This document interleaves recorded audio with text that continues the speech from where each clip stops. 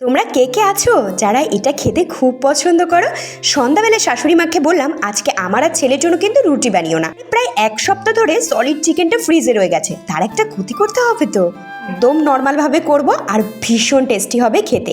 তো চলো আমি কি করে বানাই সেটা দেখে নাও। আমি কিন্তু নিয়ে নিয়েছি সুজির পাস্তা। হ্যাঁ গো হ্যাঁ, সুজির পাস্তা ফার্স্ট টাইম ট্রাই করব, তারপরে খেয়ে তোমাদেরকে জানাবো। প্রথমে আমি কড়াতে জল দিয়ে দিয়েছিলাম সামান্য একটু সাদা তেল আর লবণ দিয়ে পাস্তাটা সিদ্ধ করে জল ঝরিয়ে রেখে দিয়েছি। এবারে একটা বাটিতে একটা ডিম ফেটিয়ে নিচ্ছি। ডিমটা আমি ভেজে ডিমটা কিন্তু তুলে নেব।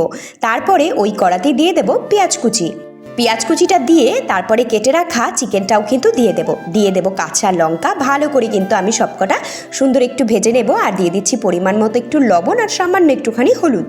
চিকেনটা আর পেঁয়াজটা ভাজা ভাজা হলে তারপরে দিয়ে দেবো ভেজে রাখা ডিম আর পাস্তাটা। ভালো করে নাড়িয়ে চাড়িয়ে আমি কিন্তু এভারেস্টের পাস্তা মশলা রেখেছি, সেটা কিন্তু দিয়ে দেবো।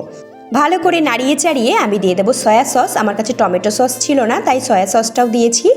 এবার চলো খেয়ে দেখা যাক কেমন হয়েছে। টাটা।